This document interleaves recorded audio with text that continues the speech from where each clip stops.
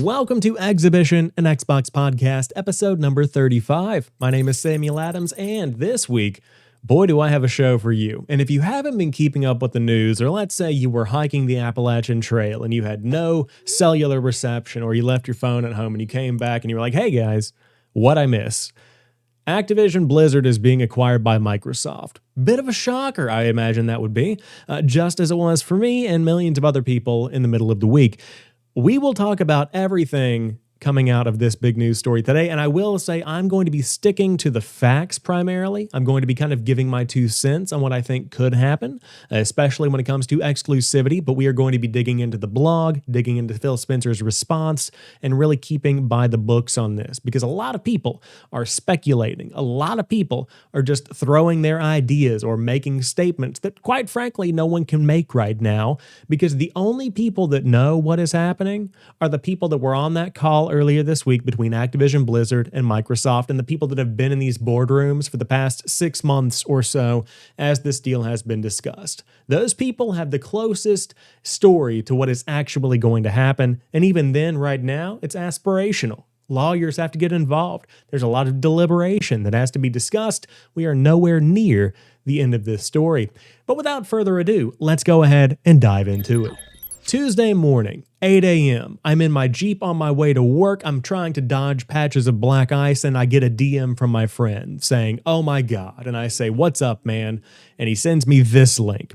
Welcoming the incredible teams and legendary franchises of Activision-Blizzard to Microsoft Gaming. When I tell you fine people that I nearly ran off the road, this is the perfect example of why not to text or DM and drive, because you never know when you're going to be hit out of left field with something as wild and insane as this. I'm still trying to process everything that this article has to say and the fact that this is even happening.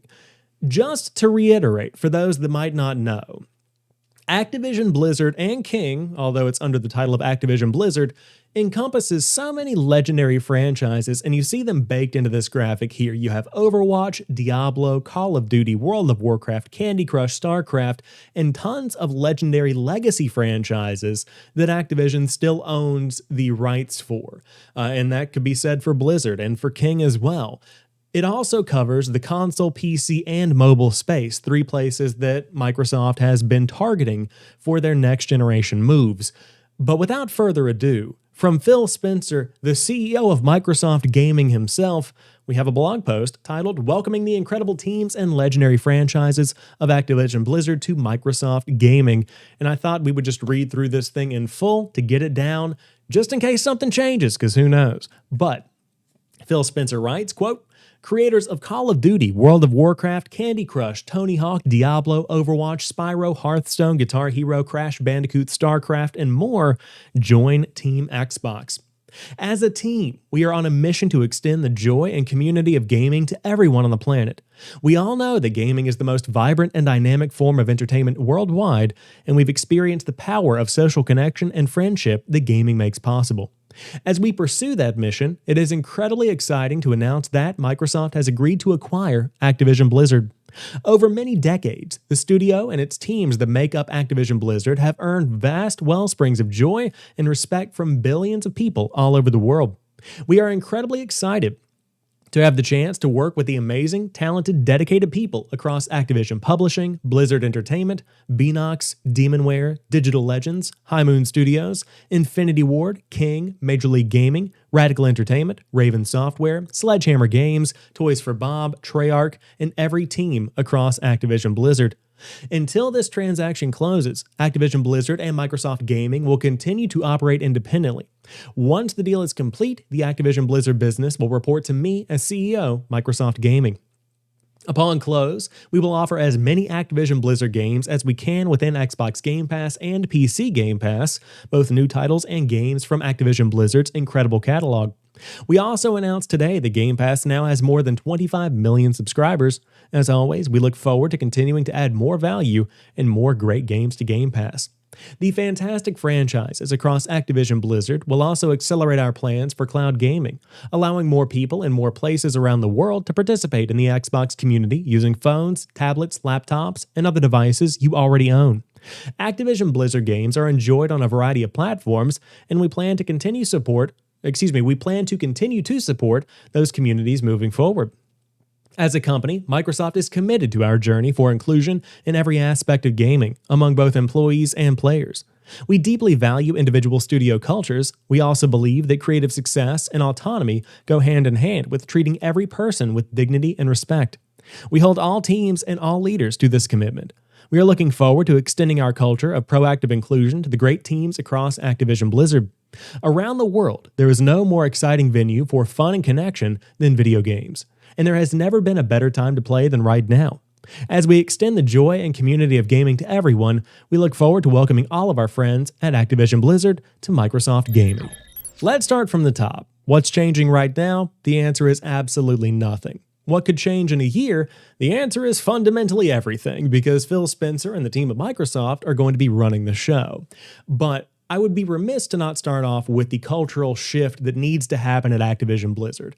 Bobby Kotick has to go, and insiders have reported that he has agreed to depart the company once this transition takes place, because there really is no need for two leaders when you have Phil Spencer and you have Bobby Kotick, and Kotick is the root source of a lot of the issues that Activision-Blizzard currently has.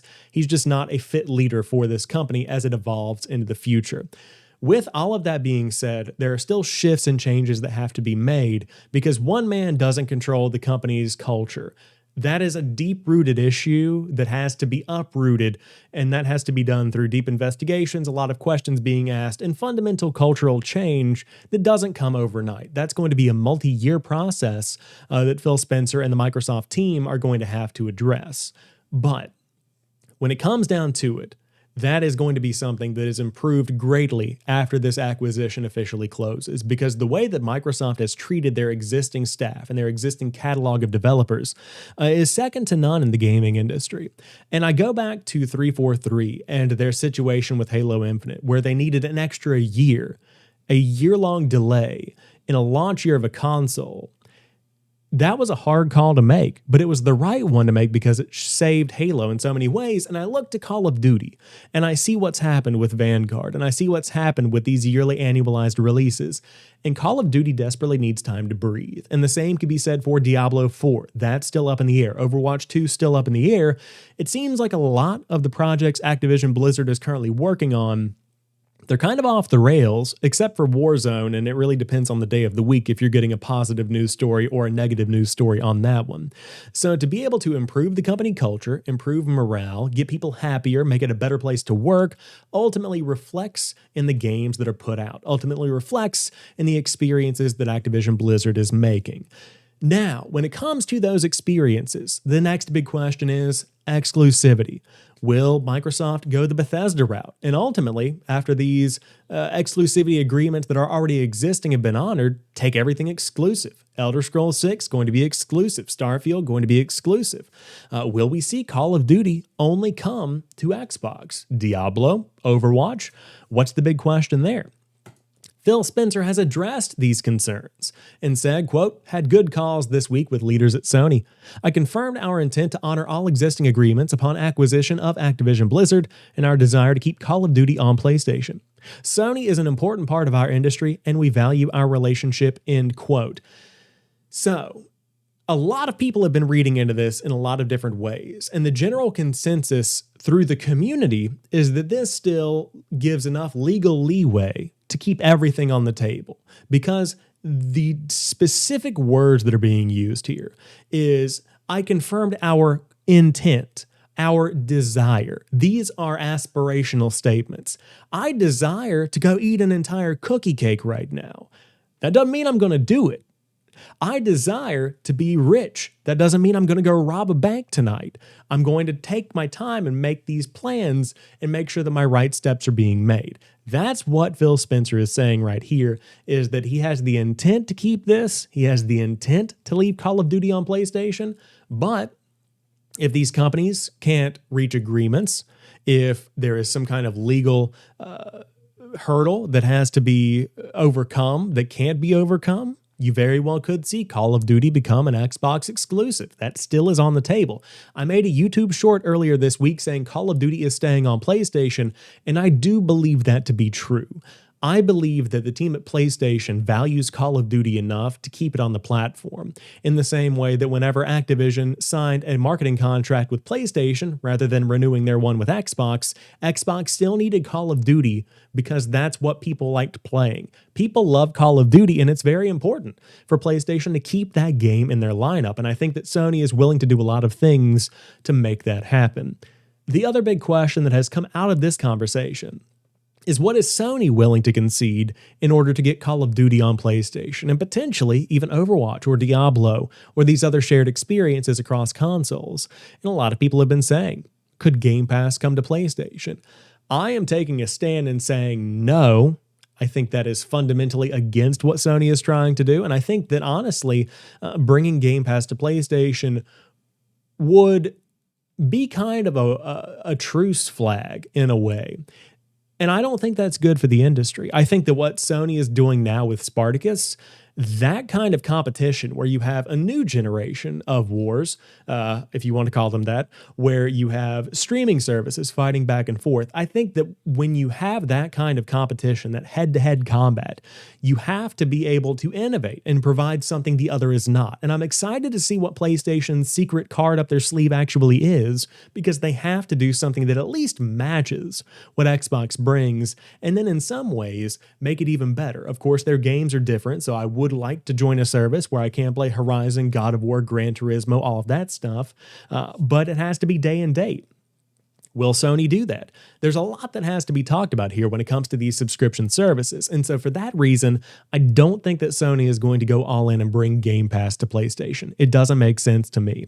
But again, everything is so much up in the air. I think Call of Duty will stay on PlayStation by some kind of God way. There's going to be some kind of divine intervention to keep this thing on PlayStation. But I will also say, equally, I would not be surprised if it went exclusive.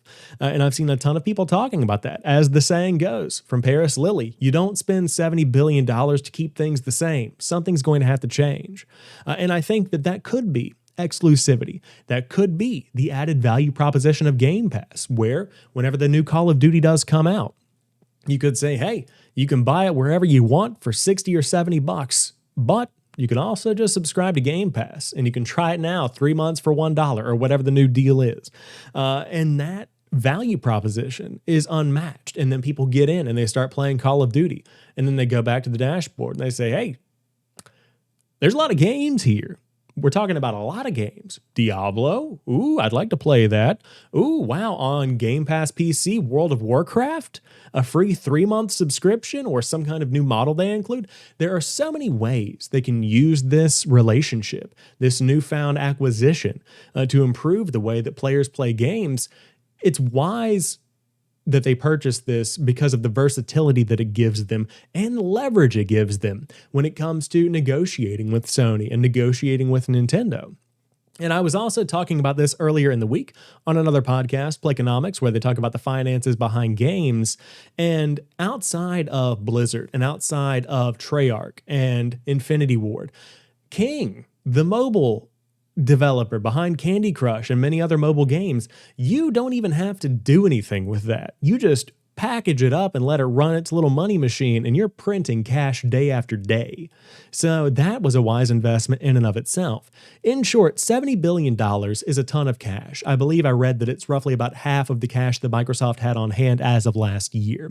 But it's an investment that will pay dividends in the long run, and it's very wise that they got in on this when they did, because Call of Duty will continue to blow up, and I think that the additional love and care that it can get under Microsoft, I think that the additional appreciation and the improvement on work culture that the teams will experience will also show through in the final products. And hopefully between Diablo 4 and the World of Warcraft expansions and Call of Duty games, they can get these projects and franchises back on track in a way that no one really thought that Activision-Blizzard could. And of course, on top of that, let's get Bobby Kotick out of there. It's time for him to go. Speaking of Call of Duty, let's talk about that competition, Electronic Arts Battlefield 2042. It looks like the game could go free to play. This comes from industry insider Tom Henderson, who makes this report, with more news set to come tomorrow, which is today as of the time of this podcast releasing. So who knows? You could get a midweek video. Subscribe on youtube.com/jampacksam for all of the updates from me. But EA is looking at all of the options when it comes to monetizing this game and turning the ship around. The official quote is as follows: EA is reportedly very disappointed with how Battlefield 2042 has performed and is, quote, looking at all the options, end quote, when it comes to the title. This is including looking at free-to-play in some capacity. I'll have more on this tomorrow, Tom Henderson says. Now, there have been follow-up tweets where he discusses the shortcomings of the team and shortcomings of the game.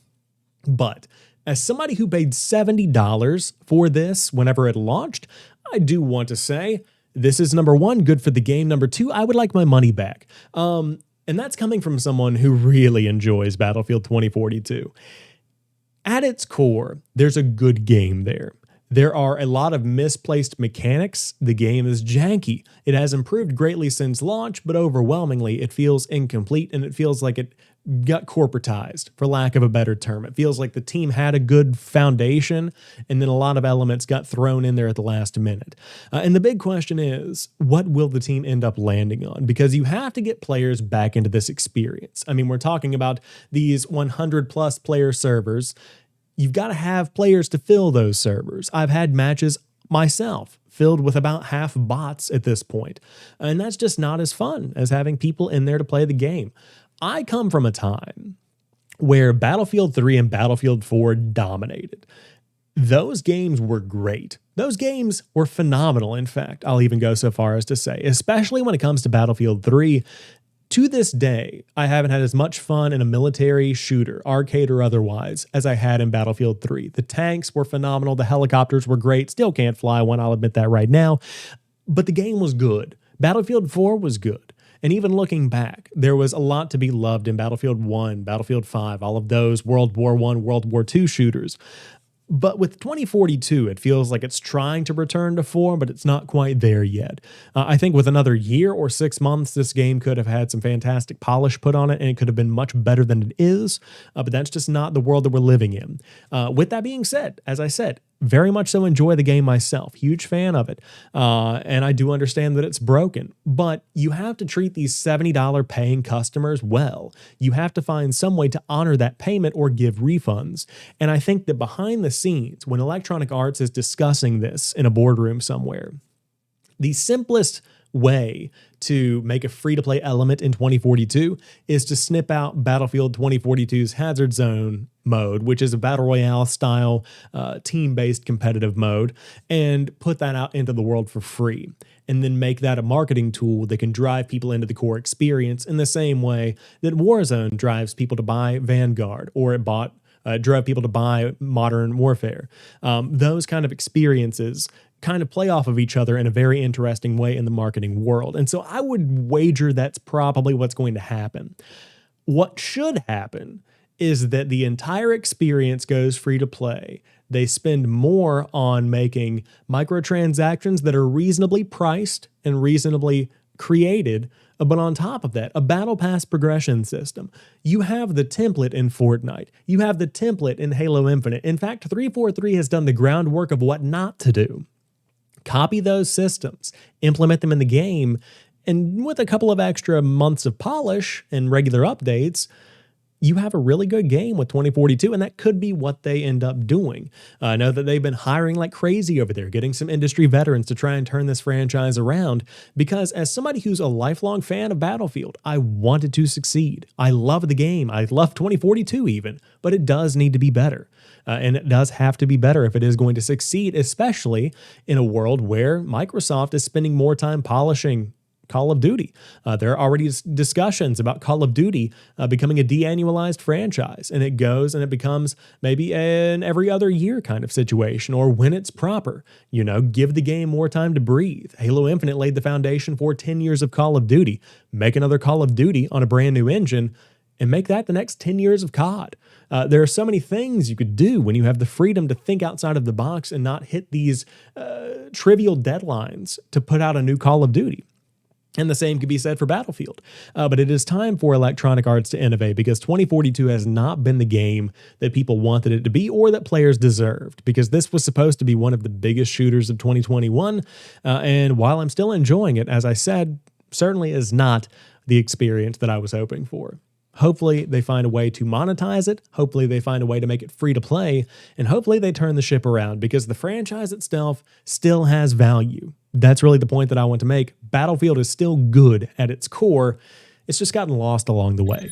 Now that we've talked about the negative, let's talk about something positive. Dying Light 2 is getting a free next-generation upgrade across PlayStation 5 and Xbox Series X and S. This news comes from reporter Matt Wales over at Eurogamer, who writes, quote, "With Dying Light 2 just weeks away now, developer Techland has revealed those purchasing the PlayStation 4 or Xbox One versions of the game will be entitled to free PlayStation 5 and Xbox Series X and S upgrades, respectively, should they require them at a later date." Techland is yet to detail the precise enhancements PlayStation 5 and Series X and S owners can expect when Dying Light 2 launches earlier next month, but it has now referenced them in more general terms in 2 new modes presentation trailers outlining the 3 different visual modes selectable on new-gen platforms. The videos are one for PlayStation 5 and the other for Series X, each featuring a slightly different cut of Dying Light 2 gameplay footage, but both highlight a quality mode that features ray tracing, a resolution mode promising a resolution boost to 4K, and a performance mode pushing the frame rate to 60 FPS and beyond. Alongside all of the above, Techland has also spoken a little bit about crossplay. Sadly, that is not going to be happening on consoles, but it will happen for PC players across Steam and the Epic Games Store.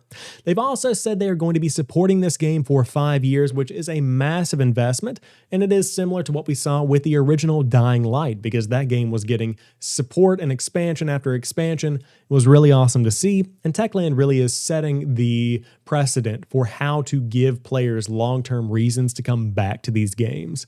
And that's something that is fantastic to see. With that being said, this is not a game I personally find too much interest in. I think this is going to be a late generation $10 pickup that I end up going back to maybe in 5 years. Once all this content is out there, I will be able to go back and enjoy it. But right now, just in my personal life, don't really have the time to invest in Dying Light 2. I've got a lot of things going on, including a review dropping this week for Serious Sam Siberian Mayhem. You can tune in on January the 25th, I believe, at GameSkinny.com for my thoughts on that one. #promo. But that's beside the point. Dying Light 2 certainly is shaping up to be a great playing game, and I am hoping for the best on it. There have been reports that the game has been weighed down by a variety of different systems that have all been thrown in, and it's kind of become a bit of a monster. No joke intended. Of course, this is a game about zombies. But even if it does have an overwhelming amount of systems, we're talking about a game that can be, if you would like to see every single thing, 500 hours long. Roughly about 20 hours, I think, to complete the campaign, if I remember correctly. But it is not a short game by any stretch of the imagination. So these different systems, these different classifications, whatever you want to call them, they can contribute to your overall gameplay time and keep you tuned in. Plenty to dig into. And it is good to see a giant swath of content coming in just a couple of weeks, because Techland has been hard at work on this one. So this specific story, the PlayStation 5 and Xbox Series X and S upgrade, this is fantastic because of the continuing chip shortages. This is great to see because it's hard to find, in general, stock right now. If you want an Xbox Series S, they're more easily found. But Series X, especially since the news has come out about the acquisition and the moves Microsoft is making, they're very difficult to find. And so to be able to get that on the current generation hardware you own and play it on an Xbox One X, for example, and be able to upgrade for free and get that cross save and cloud saving that can bring your game back with a new coat of paint on it for the next generation. That's really awesome to see, because so many companies are beginning to monetize this. But Techland, not one of those companies. You love to see it. Game Pass games, we love them, we download them, and often we find ourselves swimming in a pile of too many of them, and I speak to myself on that one. But I have good news. You have more games to add to your backlog while you continue playing Halo Infinite. I'm talking about myself, that's my situation. Don't know where you're at with that. But all joking aside, huge drop this week for Xbox Game Pass. We have Danganronpa Trigger Happy Havoc Anniversary Edition and Nobody Saves the World. Pause. Nobody Saves the World from Drinkbox Studios. Fantastic time, very Zelda-ish in its gameplay, one that I'm going to be diving into more after I wrap up a review that I'm working on right now that I mentioned earlier. But on top of that, we have Death's Door, one of the biggest indie spotlights of 2021 coming out. Hitman Trilogy as well, with all 3 games in the World of Assassination trilogy. Tom Clancy's Rainbow Six Extraction, and we also have Tom Clancy's Rainbow Six Siege Deluxe Edition coming to the PC version of Game Pass. In one big cross-platform release, we have Windjammers 2 coming to cloud, console, and PC. Now, on January 27th, you have Taiko no Tatsujin. There we go. The Drum Master coming to console and PC. And that's your list for the week. More are coming. They've teased some February stuff as well. But boy, what a lineup this one is. And once again, I say it a ton. I'm going to say it once more. We talked about Call of Duty potentially coming to Game Pass when this acquisition ends. And we talk about Diablo and all these other adventurous titles. But what Game Pass also does is, on top of these big AAA games like Rainbow Six and like Hitman, you have Nobody Saves the World from Drinkbox. You have a game called Paparazzi up there where you take a picture of dogs. You have Danganronpa. You have Windjammers 2.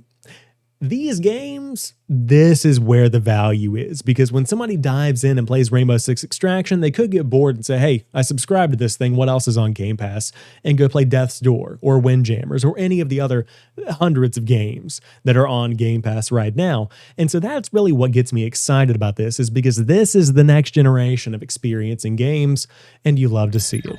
That rounds out this week's episode of Xhibition, an Xbox podcast. I hope you enjoyed it, and if you did and you're brand new here, hit that subscribe button on YouTube or add the show to your podcast feeds on a podcast service of your choice. I use Spotify, but there are plenty of other places you can find the show. On top of that, 2 pieces of housekeeping. Check out that episode of Playconomics I recorded earlier this week with Bobby Kowecki and the crew, where we dove into the economics behind the Activision-Blizzard deal and talked more about what we think will happen with that. But on top of that, head over to GameSkinny.com. I've been reviewing some games over there, practicing up on the written work, and there are plenty of awesome reviews floating around over there, including one for a headset. Plenty of good content. Just saying, check it out. But until next time, you guys have a fantastic week. I will talk to you soon, and keep on playing.